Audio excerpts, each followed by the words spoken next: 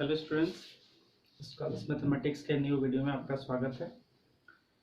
हम लोग जो एक्सरसाइज पढ़ रहे हैं उसका नाम है मैट्रिसेस।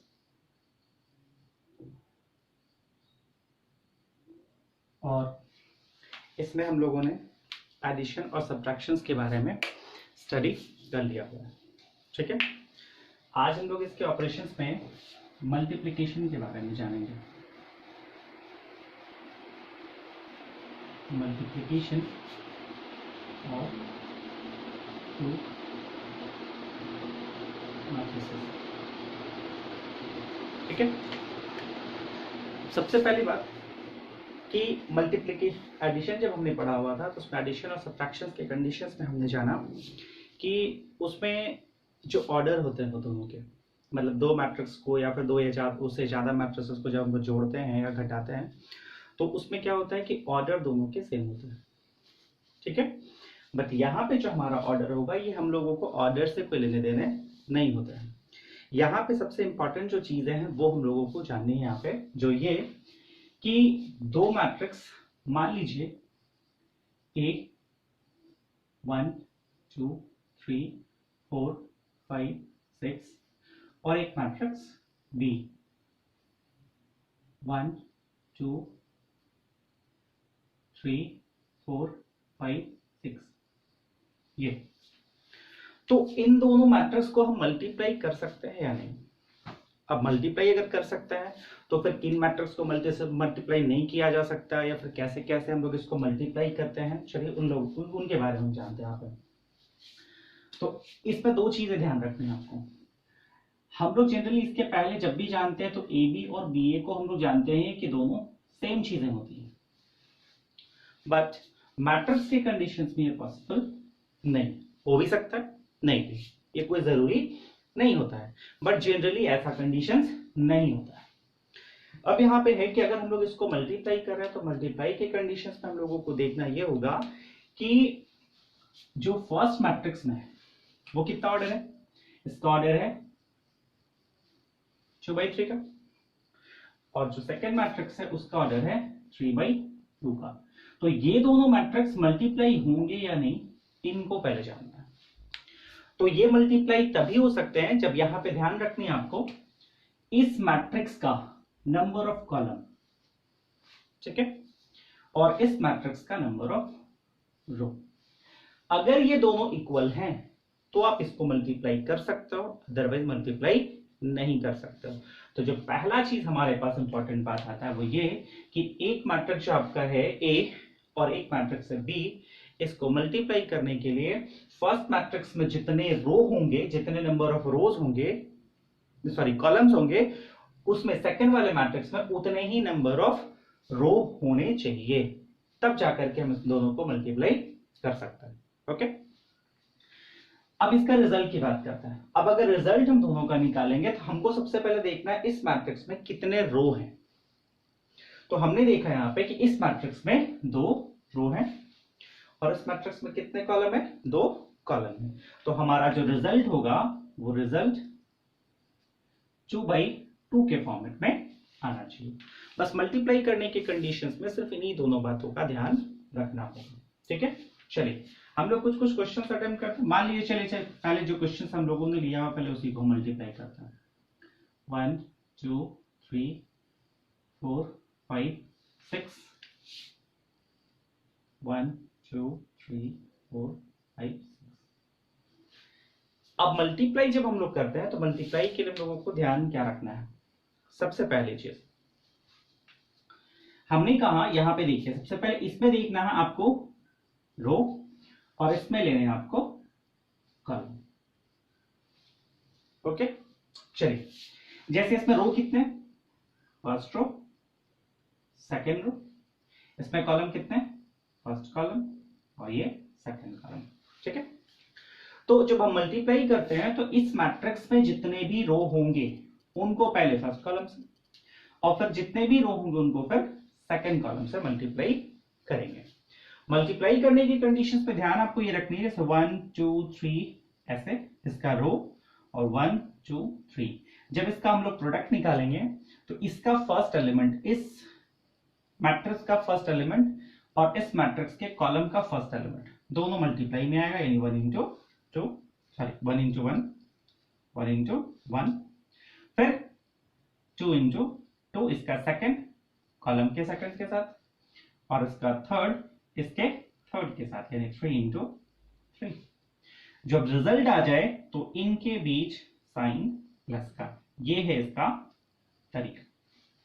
ठीक है, तो फाइनली हम लोगों को एक एक करके सारे के साथ वही चीज हम लोगों को यूज करने होंगे। ठीक है, तो सबसे पहली बात, मान लो हम लोग फर्स्ट रो लेते हैं, फर्स्ट कॉलम के साथ मल्टीप्लाई कर रहे हैं। ठीक है, चलिए, इसका 1 इसके 1 के साथ 1 into 1 प्लस इसका 2 इसके 2 के साथ 2 into 2 प्लस इसका 3 इसके 3 के साथ 3 into 3। ओके, फर्स्ट रो का काम फर्स्ट कॉलम से हो गया। ठीक है, अब हम लोग यहाँ पे सेकेंड रो को सेम प्रोसेस, अब सेकेंड रो को ध्यान रखना है इसका फर्स्ट कॉलम के साथ। चलिए, इसका 4 into 1 के साथ प्लस 5 2 के साथ एंड इसका 6 3 के साथ।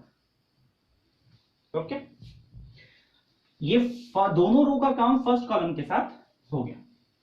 अब हम लोगों को क्या करना है, इन्हीं दोनों रो को सेकेंड कॉलम के साथ लेना है, प्रोसेस सेम।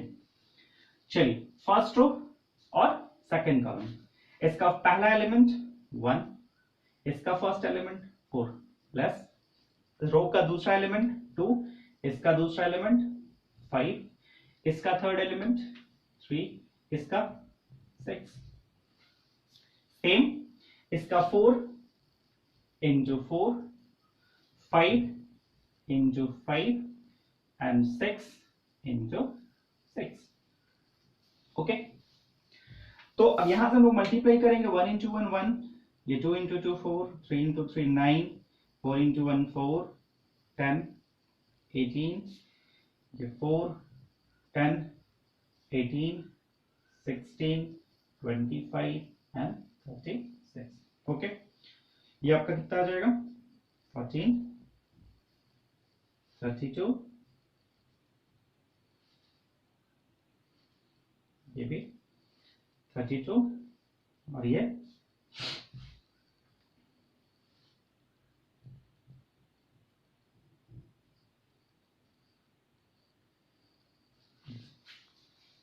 Okay guys.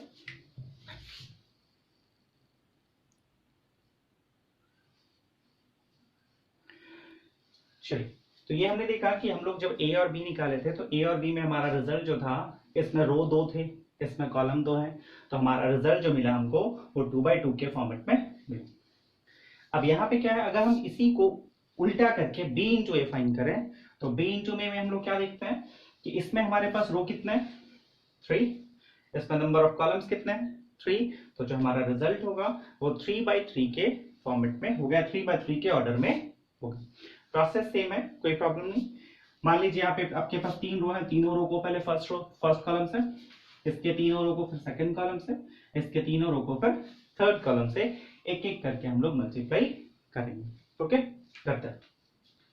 चलिए, पहले फर्स्ट रो का फर्स्ट कॉलम के साथ, फर्स्ट के साथ इसका फर्स्ट रो और इसका फर्स्ट कॉलम। चलिए, 1 को 1 के साथ, 4 को 4 के साथ। ओके, फिर सेकेंड रो से 2 को 1 के साथ, 5 को 4 के साथ, फिर 3 को 1 के साथ और 6 को 4 के साथ। ठीक है, फिर सेम सेकेंड कॉलम से करेंगे, 1 को 2 से, 4 को 5 से, 2 को 2 से, 5 को 5 से, 3 को 2 से और 6 को 5 से। ओके, फिर थर्ड रो मतलब थर्ड कॉलम से सबको करिए, 1 को 3 से, 4 को 6, 2 को 3 के साथ, 5 को 6 के साथ, फिर 3 को 3 के साथ और 6 को 6 के साथ। ओके, 1 16 2 20 3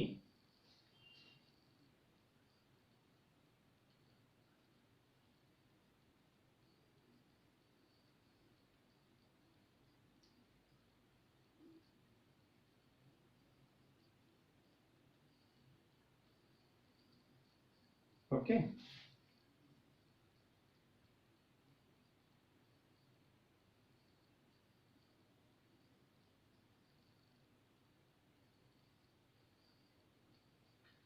ये हमारा आंसर। तो आप इसका देख सकते हैं सर, रिजल्ट जो हमारे पास मिला वो हमारे पास 3 रो थे फर्स्ट वाले में और उसमें 3 कॉलम। तो हमारे को जो रिजल्ट मिला वो 3/3 के ऑर्डर में हम लोगों को रिजल्ट मिला। तो मल्टीप्लिकेशन करने के फॉर्मेट में सर 2 चीजें आपको ध्यान रखनी है। पहला, 2 मैट्रिसेस मल्टीप्लाई सिर्फ तब हो सकता है जब दोनों जो आपके होंगे रेंडिशंस में, जब ए और बी निकालेंगे तो आप ध्यान क्या रखिएगा, फर्स्ट वाले जो मैट्रिक्स है उसमें जितने नंबर ऑफ कॉलम होंगे, ठीक है, इसमें उतने रो होने चाहिए, यानी सेकंड मैट्रिक्स में उतने रो होने चाहिए, ठीक है। और जो रिजल्ट हमारे पास आएगा वो फर्स्ट में जितने भी रो होंगे और सेकंड में जितने कॉलम होंगे उतना बाई उतना का हमारा मैट्रिक्स हमको मिलता है। तो इस टाइप से ये हमारा प्रोडक्ट है। अगर ए और बी निकालना है तो ए को ए बी निकालना है तो ए को बी से मल्टीप्लाई कर दो, बी ए निकालना है बी से ए को मल्टीप्लाई कर दो। अगर आपसे कहा गया ए स्क्वायर फाइंड करो, ए को ए से मल्टीप्लाई कर दीजिए। अगर बी स्क्वायर बोले तो बी को बी से फाइंड मल्टीप्लाई कर दीजिए। और अगर आपको कहे a square plus 2ab plus B square कहे तो तीनों को पहले फाइंड करके फिर तीनों को ऐड कर दीजिए।